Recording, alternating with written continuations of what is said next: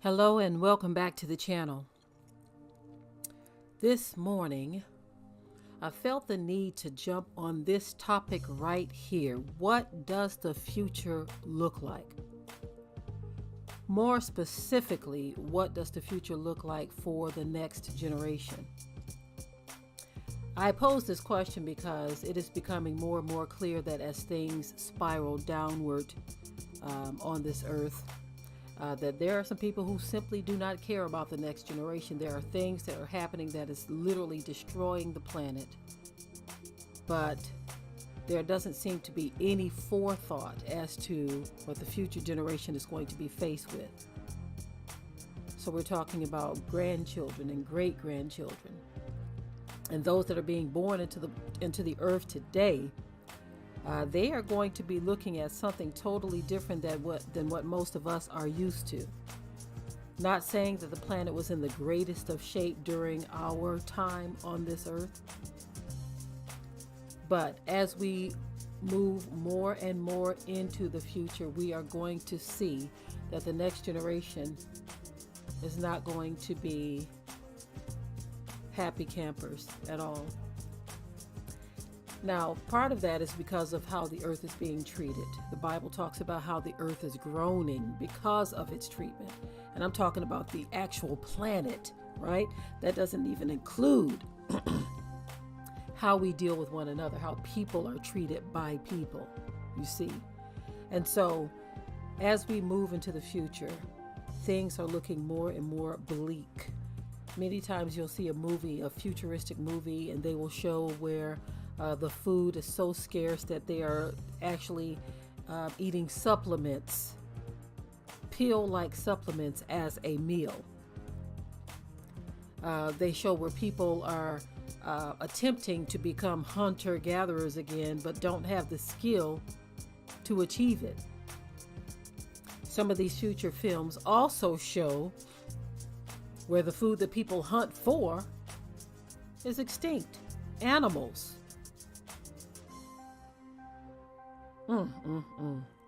When you think about the fact, too, of the Terminator technology that they are using for some seeds, for growing food, you have to ask yourself, so if the animal population has died out, and the seeds that are coming forth today are Terminator seeds, which means they cannot produce after their own kind, what does that tell you about the future? Also, there are so many chemicals being released into the atmosphere that is killing off bees. Now, let me tell y'all something. I want to insert this little bit of information here before I go forward. Now, we have some wood columns that were just laying down, some old columns that we had years ago. That are hollowed out. They're very old. They come from, I believe they said, a home from the 1800s or 1900s, and they were just kind of laying under a covered carport area. And we were going to use them in the future for something, right? We got them at a very good price, but let me tell you what we discovered recently. Inside of those hollowed wood columns are thousands of bees, and we have not yet determined what we are going to do with those thousands of bees. They have taken up nest in there, and they are living there. And so I know how important bees are to the planet. We know how important bees are to the planet. But at the same time, they can, they can be quite frightening if you don't know what to do around them, right? And so we are faced with, what do we do? Do we call someone? We don't want to exterminate them, you know what I mean? Because bees are very helpful to the planet. So as we look into the future, you have decisions and choices to make, and you can't be rash in some of your decisions, but you can't be docile either. You can't be too hasty in some of your decisions, but you also can't afford to sit still in a seat of do nothing. I must admit that the question has come to my mind for the next generation: what does the future look like? Because things from the time that I was a child until now is quite different than what my children are looking at and faced with, and the rest of the young people of the world, right? Now, our older children, the life that they are living now is pretty much, this is the current events, our adult children, right? But what about our younger children 10 years from now, 15, 20 years from now? What are they going to be faced with?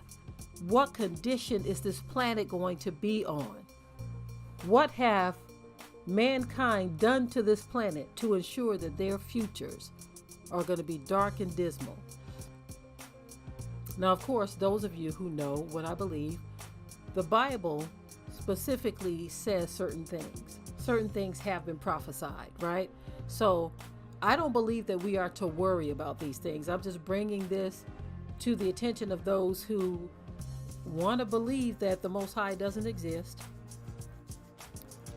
Those who don't want to believe biblical prophecy, even though we see much of it unfolding right before our eyes. Those of you who are not acting in accordance to biblical prophecy.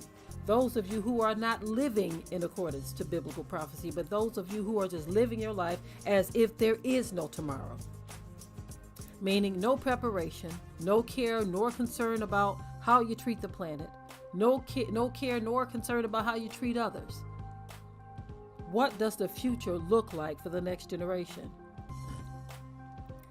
Is this next generation learning to fortify and strengthen relationships? Or has social media made it so that this next generation have no problem with burning bridges, and in some cases completely tearing them down, to where there is no looking back, no turning back once you dissolve a relationship? I believe that social media has created an antisocial society. People who cannot deal fairly with one another. No love in the atmosphere because people have grown so cold. People have been given a platform to wreak havoc in the lives of others. That's a whole other topic in and of itself. But when you think about your children and your grandchildren, how does it make you feel? What does the future look like? What should we be doing right now? Now, of course, from a biblical standpoint, we need to prepare our children both naturally and spiritually. Preparing them for spiritual warfare. Preparing them to fortify their natural lives. This is not anybody else's job. You see, too many times you have parents who depend on others. They depend on a system to prepare their children for the future. They depend on a system to help them to forge ahead, to help them to survive, literally. You have some people who just don't think that it's important for them to grow their own food, raise their own livestock, fortify their lives. Everything in their lives, they believe that it's somebody else's responsibility to take care of. So what does the future look like for the next generation if this generation is not training them up in the way that they should go? If this generation isn't equipping them with the knowledge and skill that they need to forge ahead, what does the future look like for the next generation? If some of the old trades that are needed and still going to be needed in the future are not being passed on to the next generation, what does the future look like for this next generation if they are not picking up the skills and the trades of their parents and grandparents and great-grandparents. Now, a lot of this have something to do with the eye candy that the world has presented. The world is showing young people a way where they don't have to do much at all. Just sit back and depend on somebody else. And so many are going with that. They're saying, look, we have a system that'll take care of you if you just do what you're told. No need to grow food. We'll grow it for you. No need to do all of that. We'll do it for you. And these young people are doing just that. They say, as long as we have entertainment, somebody got something that I can listen to or something that I can watch, that's all I need. So some of it falls on the young people, and that they have been lured away by a system of distraction. Some of it falls on the older generation because they have not even attempted to teach the next generation. However, in some cases, the next generation aren't even interested in learning, even though there are some in the older generation that have tried to teach them and pass along skills. In our farm ministry, we meet a lot of farmers, y'all, because we see farming as a ministry, because there is going to be a need for people to eat in the future, right? Okay. And as we've seen, that store shelves can't empty out. As we've seen, trucks can stop rolling. And so I think everybody needs to have the mindset of, let me grow extra. Let my ministry be to grow extra so that I can give to the next person. Even if you're just giving of your seeds. Listen, y'all. When people think of ministry, they think that it has to be some big mega church where there's a big bishop preaching every Sunday, right? Ministry goes beyond preaching, y'all. It goes beyond preaching. It goes into teaching. It goes into providing and helping others. And so I would encourage as many as are under the sound of my voice. Don't always to look to do something so big and magnificent that people will look at you and say, wow. But let's say you have a backyard plot of land that you are growing food on.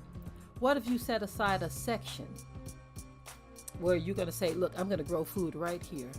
And this I'm going to give to my local food bank or to some of the local churches so that they can give to their members who may be in need. Or just enough to grow and give to my neighbors. What if we all had that mindset? What if we said, I'm going to grow this extra food and I'm just going to drop it off here at this place or at that place? What if you grew extra food and you had a food stand, but you said, you know what? This is going to be the stuff that I'm going to give away.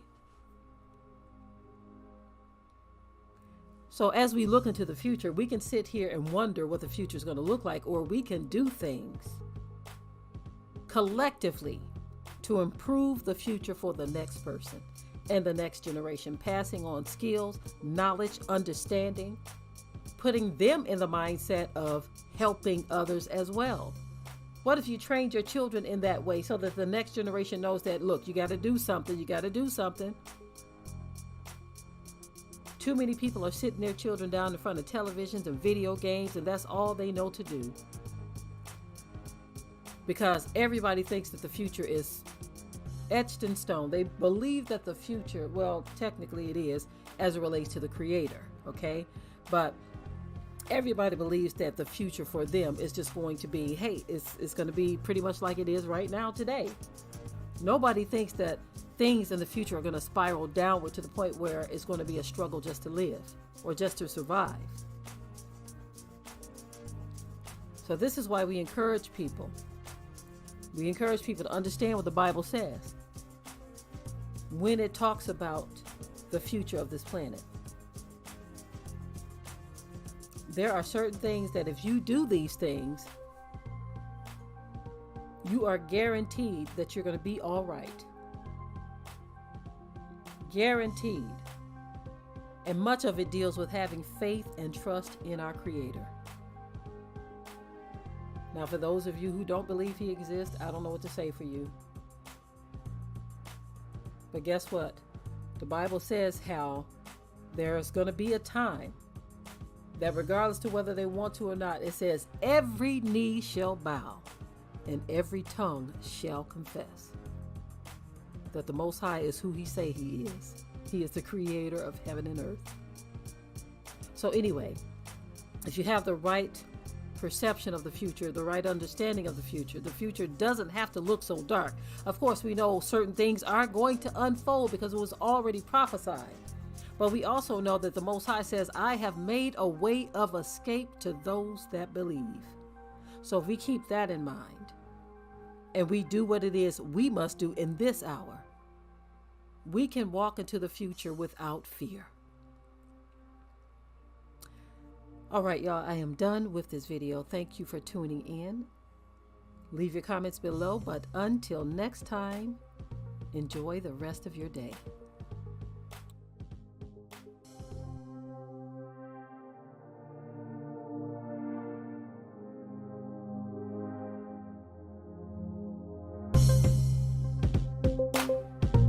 Be sure to ring the bell to be notified of new uploads on this channel, and also comment, share, like, and subscribe.